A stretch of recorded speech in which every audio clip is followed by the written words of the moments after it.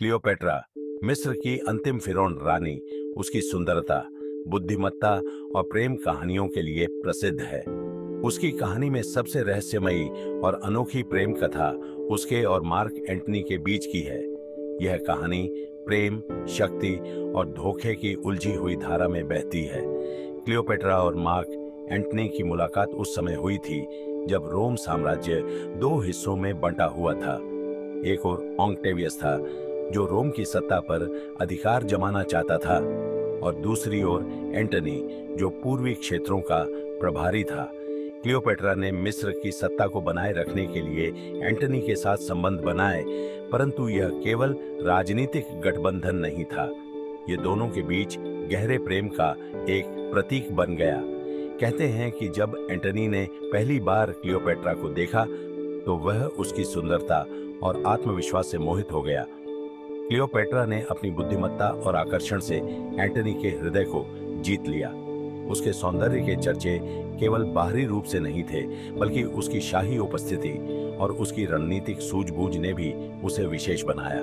कहानी का सबसे अनोखा और रहस्यमय पहलू यह था कि दोनों ने अपनी सत्ता और अपने प्रेम को एक दूसरे से जोड़ दिया था। एंटनी और क्लियोपेट्रा ने एक साथ समय बिताया, रोम के खिलाफ अपनी योजना बनाई और अपनी दुनिया को रोम से अलग रखा। वे एक दूसरे के साथ उतने ही भावुक थे जितने अपने अपने साम्राज्य को लेकर थे। इस प्रेम कहानी ने उनके समकालीनों के दिलों में एक मिश्रित भाव पैदा किया। कुछ ने इसे आदर्श प्रेम की मिसाल माना, तो कुछ ने इसे सत्ता की भूख और लिप्सा का परिणाम बताया। लेकिन यह प्रेम कहानी जितनी सुंदर थी, उतनी ही दुखद भी थी।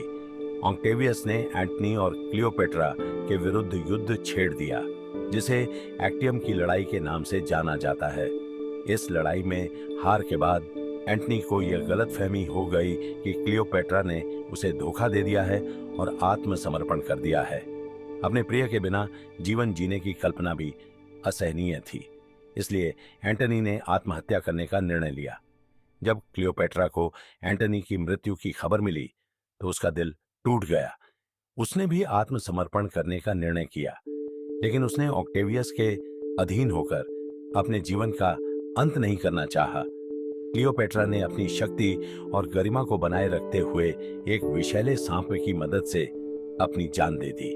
क्लियोपेट्रा और एंटनी की यह प्रेम कहानी सदियों से लोगों के दिलों में बसी हुई है। यह केवल एक प्रेम कथा नहीं है, बल्कि यह शक्ति, राजनीति और आत्मसमर्पण की भी कहानी है। क्लियोपेट्रा की बुद्धिमत्ता और उसकी प्रेम की गहराई ने इस कहानी को इतना अनोखा और रहस्यमयी बना दिया है कि आज भी इसे याद किया जाता है। इस प्रेम कहानी ने इतिहास के पन्नों पर अपनी जगह बनाई और इसे एक दुखद किंतु अमर प्रेम गाथा के रूप में याद किया जाता है।